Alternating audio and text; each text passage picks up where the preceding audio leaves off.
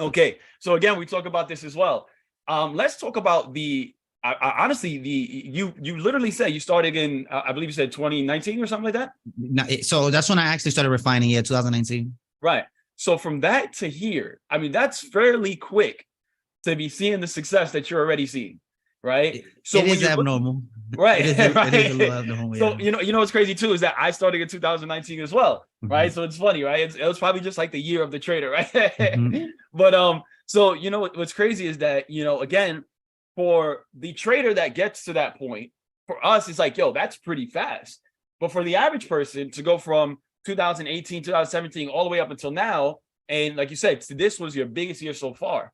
Most people would have given up by now because they Yeah. can't trust the process and they can't stay with it, right? So last 2 years, leading up into today, man, like what's the mentality that you had? Like what did it take, aside from the strategy, what did it take for you to really get to this point? The ups and downs, the blown accounts, all that kind of stuff. Honest to God, this is gonna sound crazy, but I live by three principles, right? First one is gonna be the most important one, which is I don't panic or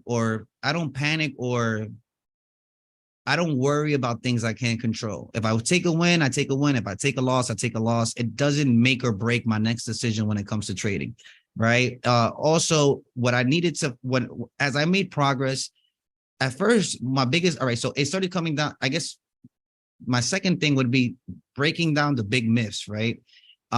When I first got started, I used to hear people tell me their results, and you would hear people with abnormally high, just like you said earlier, abnormally high percent win rates and stuff like that. And some people were taking small money to big amounts of money. So you see all this information and you don't know what is possible, right? So for me, if I saw the information, I tested it, right? Like I'm a tester. Like I need to do it myself and know what's possible. I don't, even if it works, if it doesn't work, I just need to experience it for myself.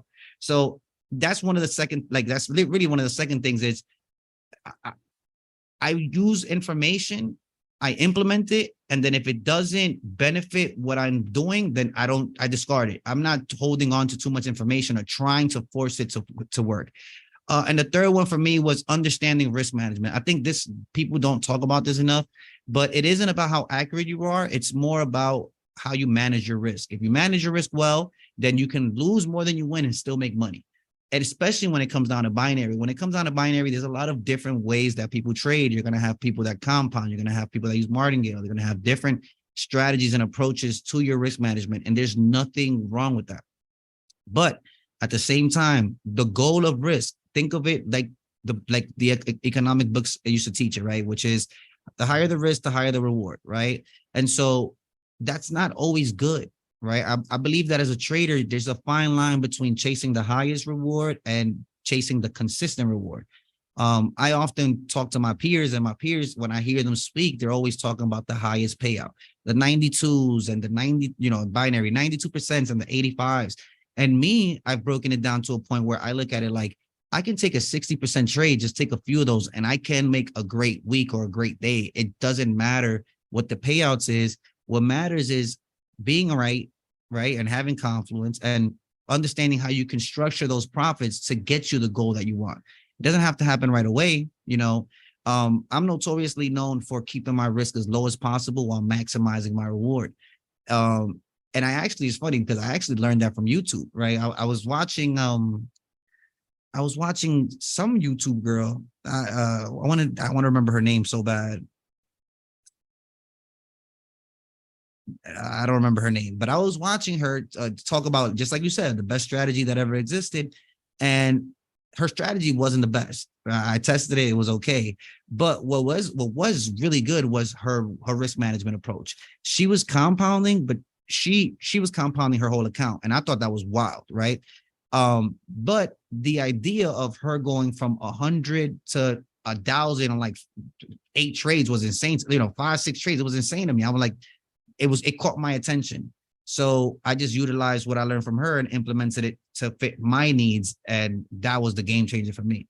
It's funny because it wasn't until I changed how I managed my risk that I didn't get them. I was already making money, but not 6 figures a month type money. You know what I'm saying? Like it was a big leap. So, and that's one thing I always emphasize is, like I said, I originally, you got to think about it like this. Originally, I started learning how to trade in 2013, but it didn't work. It wasn't, for me, it was nothing, but I still was gaining information.